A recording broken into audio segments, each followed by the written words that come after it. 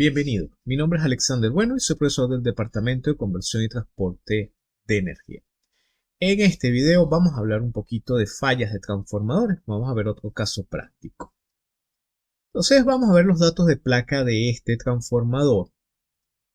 Entonces tenemos un transformador, tenemos el número de serie, la potencia nominal, estamos hablando de un transformador de 800 kVA, un índice de conexión de YN11 60 Hz, que puede ser colocado a 1000 metros de altura con tensión nominal de 34.5 más menos 22.5 más menos 5%, 480. Eso quiere decir los cambiadores de tap que tenemos, que son del orden de más menos 5% de pasos de 2.5 básicamente. El tipo de aislamiento en alta hasta 170 a 70 kilovoltios y en baja tensión 10 kilovoltios. Y la clase de aislamiento F, en este caso, pues transformadores de resina. Vamos a ver el registro fotográfico que se realizó después de evidenciar la falla. Es decir, vamos a hacer lo que se conoce en el argot como ingeniería forense. Entonces, lo primero que se destaca de esta foto, hay trozos de resina en la cuba o en el gabinete del transformador colocados en el piso, y si vemos uno de los devanados, pues simplemente aparece un boquete, un orificio o hueco, como ustedes prefieran denominarlo, que evidencia un esfuerzo tal o una acumulación de presión que ocasionó el desprendimiento de un trozo de resina, la cual sale como un proyectil. Afortunadamente, el transformador presenta un gabinete que soportó el misil que sale de resina y no causa mayor daño. Evidencia de un fogonazo, es decir, un arco eléctrico que produce carbonización de la resina del devanado conjunto, adicionalmente de los conductores e inclusive el núcleo.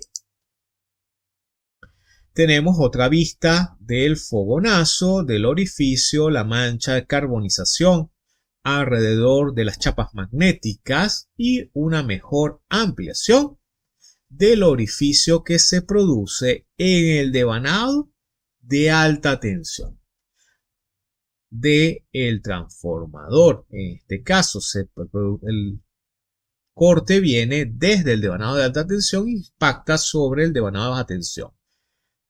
¿Por qué se produce esto en una resina? Puede ser por una burbuja de aire que haya quedado en el proceso de curación, la cual produce descargas parciales, una acumulación de presión, y esta acumulación de presión puede ocasionar el desprendimiento de ese trozo de resina. Puede ser producido por un cortocircuito a ese nivel de espiras que produce calentamiento de la zona. Ese calentamiento produce la dilatación de la resina y lo cual puede ocasionar el desprendimiento.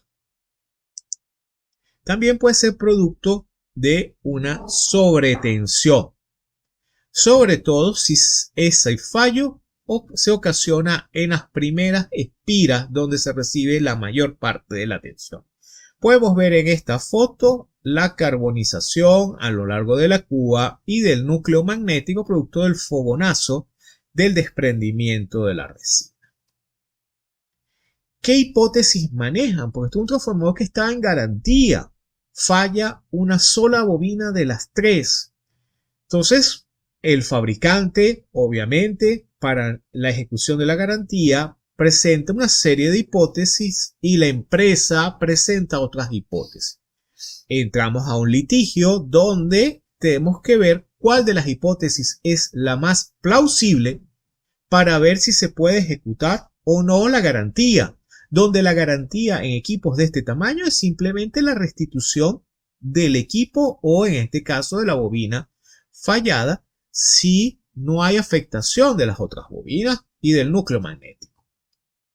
Entonces, el fabricante supone o propone que esa falla es debido o a una sobretensión atmosférica una sobretensión de maniobra en alta tensión o en baja tensión, o una falla del sistema de protección de sobrecorriente.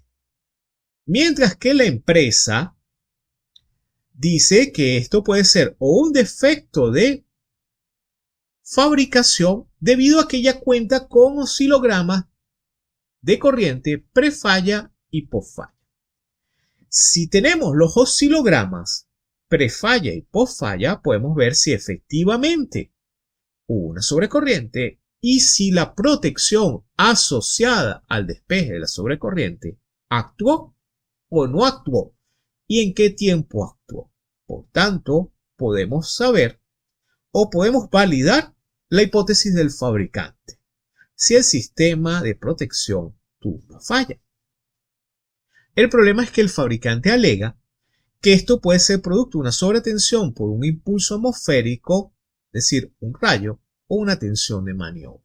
Entonces, la única manera que tiene la empresa de poder anular o poder litigar contra esta hipótesis es realizar un estudio de sobretensiones de su sistema para evidenciar si las protecciones de sobretensión, que son diferentes a las de sobrecorriente, es decir, el aislamiento, prevé ante sobretensiones atmosféricas y sobretensiones de maniobra, tanto del lado de alta como del lado de baja, que esas sobretensiones se mitiguen antes de llegar al transformador y que los valores que llegan al transformador están por debajo del nivel de protección al aislamiento, es decir, el BIL del equipo, tanto en alta como en baja.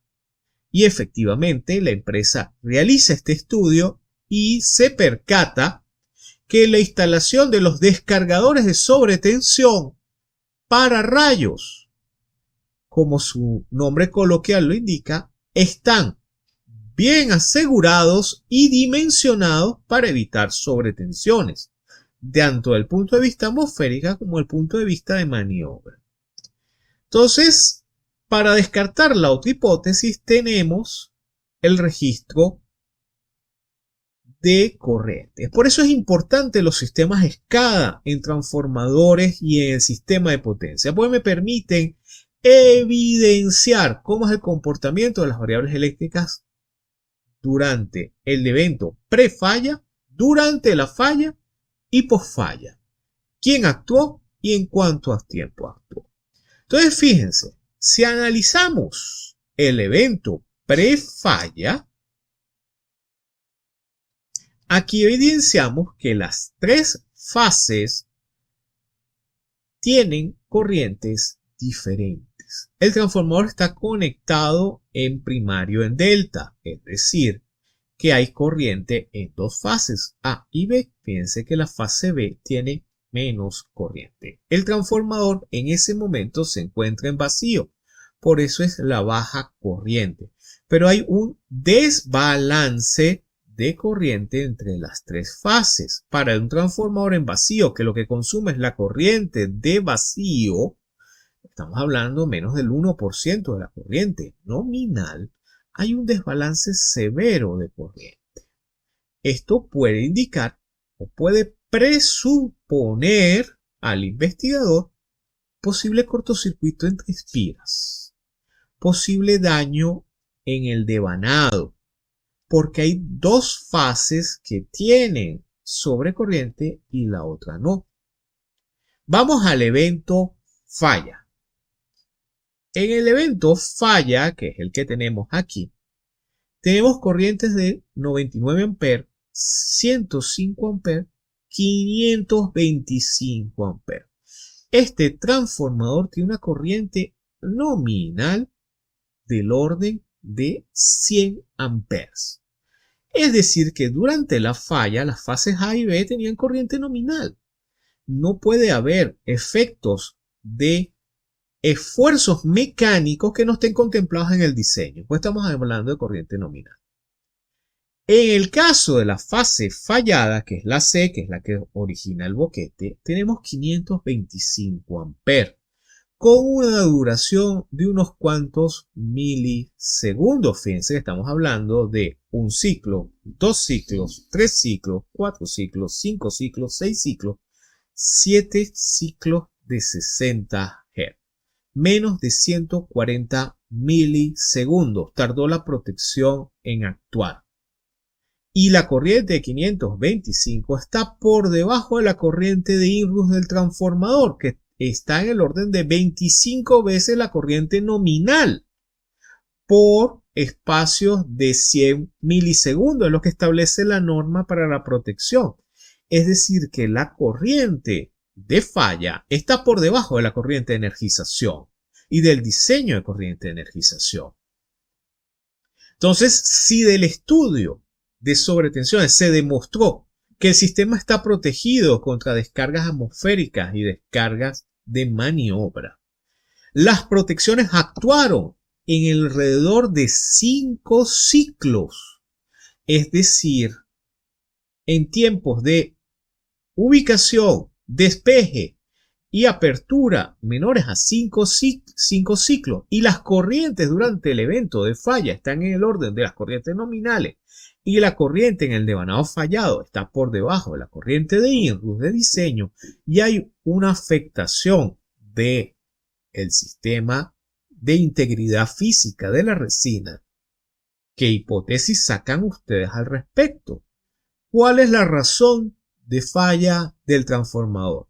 ¿Puedo ejecutar la garantía o no? Esa pregunta se las dejo para que me la contesten en el cuestionario. Gracias por su atención.